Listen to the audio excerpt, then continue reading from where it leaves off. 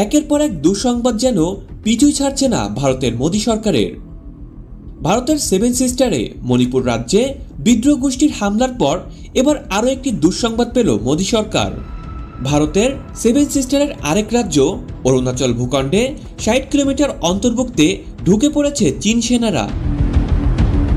এই তো কিছুদিন আগেই ভারতের প্রতিরক্ষা মন্ত্রী রাজনাথ সিং বাংলাদেশ চীন প্রসঙ্গ এনে সশস্ত্র বাহিনীকে যুদ্ধের জন্য প্রস্তুত থাকার নির্দেশনা দিয়েছেন।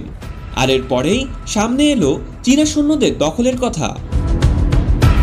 ভারতীয় গণমাধ্যম আনন্দবাজার পত্রিকার প্রতিবেদনে বলা হয়েছে, ভারতের অভ্যন্তরে ৬০ কিলোমিটার এলাকা দখল করেছে চীন সেনারা, যা ঘটেছে ভারতের সেভেন সিস্টার রাজ্যের অরুণাচল প্রদেশে।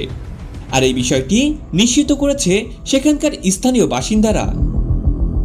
স্থানীয়রা বলছেন, অঞ্জ জেলার কাপাপু এলাকায় চীনা ক্যাম্পের খোঁজ মিলেছে। ইন্ডিয়া টুডের একটি প্রতিবেদনেও দাবি করা হচ্ছে, সপ্তাহখানেক আগে থেকেই নাকি ওই অঞ্চলে ডেরা বেঁধেছে চীন সেনারা। ভারতীয় সেনার মালবাহকরাও এমনটি জানাচ্ছেন। চীনা ক্যাম্পটি ম্যাকমোহন লাইন থেকে ৬০ কিলোমিটার দূরে হাদিগ্রার কাছে অবস্থিত।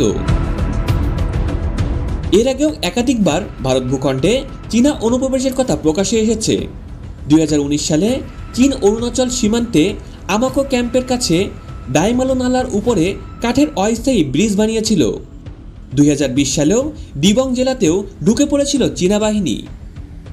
এখন দেখার বিষয়, এমন পরিস্থিতি থেকে কিভাবে বেরিয়ে আসবে ভারত, নাকি বিদ্রোহ গোষ্ঠী ও চীনা দখলে সেভেন সিস্টার খ্যাত ৭ অঙ্গরাজ্য হারাতে চলেছে ভারত। প্রিয় দর্শক, এ বিষয়ে আপনাদের মতামতটি অবশ্যই কমেন্টে জানাবেন। Mohammad Nasir, INBD news.